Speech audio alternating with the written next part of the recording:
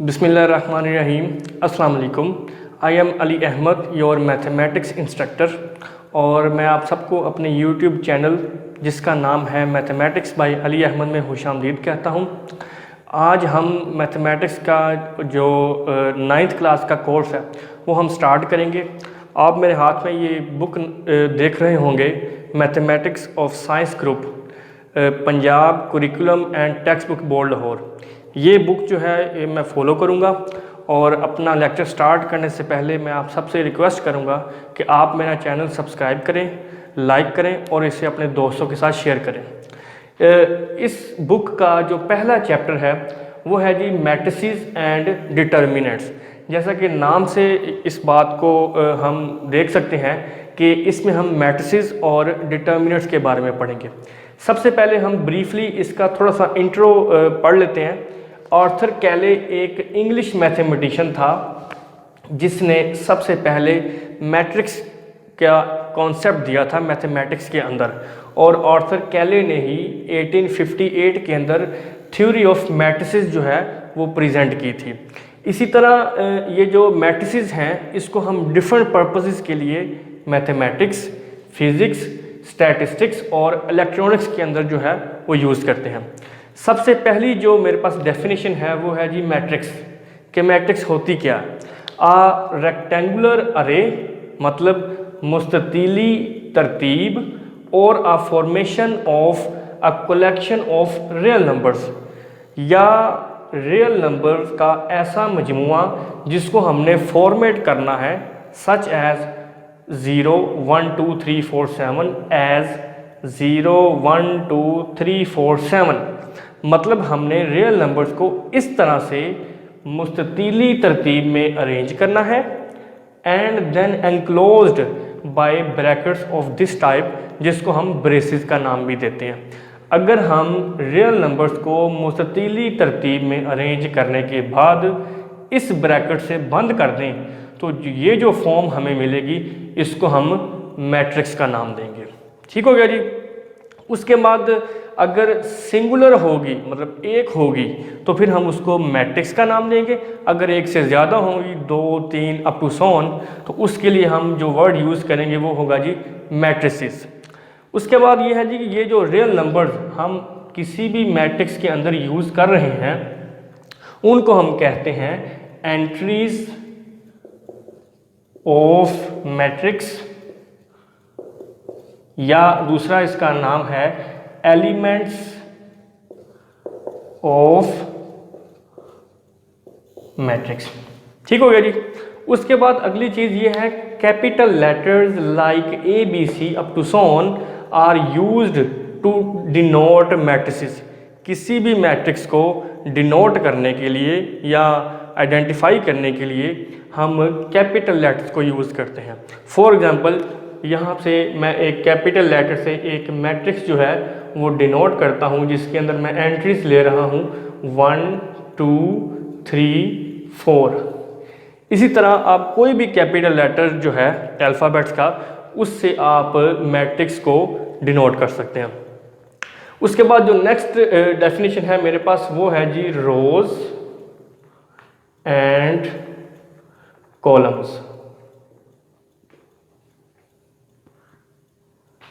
Let's suppose यहाँ पे मैं एक मैट्रिक्स ले रहा हूँ जिसको कैपिटल बी से मैं डिनोट करूँगा, जिसकी एंट्रीज मैं लेता हूँ जी 1 2 3 5 6 7 8 4 9।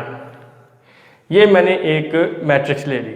इसके अंदर ये जो हॉरिजॉन्टल लाइंस हैं, ये हॉरिजॉन्टल लाइन है, ये हॉरिजॉन्टल लाइन है। These horizontal lines are called rows of the matrix. और इसी तरह से ये जो वर्टिकल लाइंस हैं, ये लाइन, ये वर्टिकल लाइन और ये वर्टिकल लाइन, इन वर्टिकल लाइंस को हम नाम देंगे कॉलम्स का। So these are rows and columns of the matrix B. और चूंकि ये पहली रो है इसको हम नाम देंगे R1 का, दूसरी रो को नाम देंगे R2 का, और तीसरी रो को हम नाम देंगे R3 का। और सिमिलरली ये पहले कॉलम को हम डिनोट करेंगे C1 से, दूसरे कॉलम को C2 से और तीसरे कॉलम को C3 से हम डिनोट करते हैं। ठीक हो गया जी।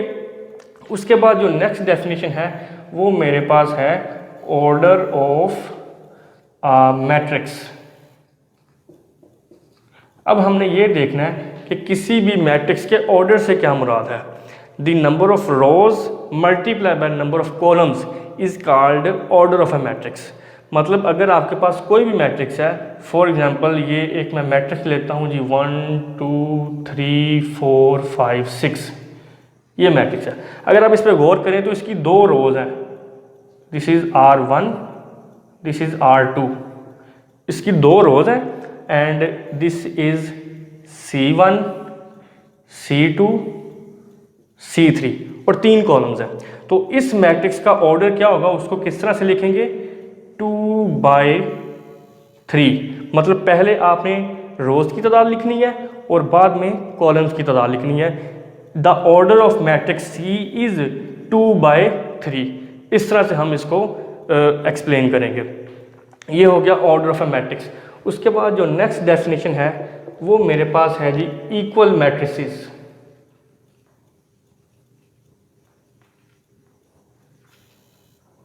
नहीं जी, दो मैट्रिसेस सिर्फ उस सूरत में इक्वल होंगी जब उन दो मैट्रिसेस पे ये दो कंडीशन सेटिस्फाई होंगी जो अभी मैं आपके सामने एक्सप्लेन करूंगा। यहाँ पे मैं लेट करता हूँ दो मैट्रिसेस A एंड B।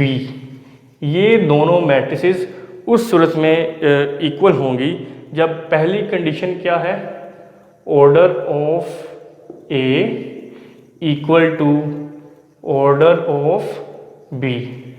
पहली कंडीशन क्या है कि दोनों का ऑर्डर जो है वो इक्वल होना चाहिए। और दूसरी कंडीशन क्या है, देयर कोरेस्पॉन्डिंग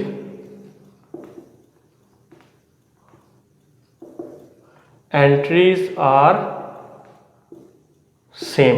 अब कोरेस्पॉन्डिंग एंट्री से क्या मुराद है, फॉर एग्जांपल ये मैं दो मैट्रिसेस जो है ना वो इक्वल लिख रहा हूँ, ABCD इक्वल टू EFGH। ये मैट्रिक्स A है, ये मैट्रिक्स B है। तो आप देख सकते हैं दोनों का ऑर्डर सेम है। मैट्रिक्स A का ऑर्डर भी 2/2 है और मैट्रिक्स B का ऑर्डर भी 2/2 है। ये पहली कंडीशन इसकी सेटिस्फाई होगी। दूसरी कंडीशन क्या है, कोरेस्पॉन्डिंग एंट्रीज। A के कोरेस्पॉन्डिंग एंट्री है E, मतलब A जो है वो इक्वल होगा E के। B के कोरेस्पॉन्डिंग एंट्री है F, B इक्वल होगा F के। C के कोरेस्पॉन्डिंग एंट्री है G, C इक्वल होगा G के। और D के कोरेस्पॉन्डिंग एंट्री है H और D इक्वल होगा H के।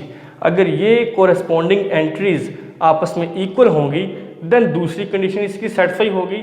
और जब इन A और B दोनों मैट्रिसेस पे ये दोनों कंडीशन सेटिस्फाई हो जाएं देन हम ये कह सकते हैं कि A और B दोनों जो मैट्रिसेस हैं दीज आर इक्वल मैट्रिसेस।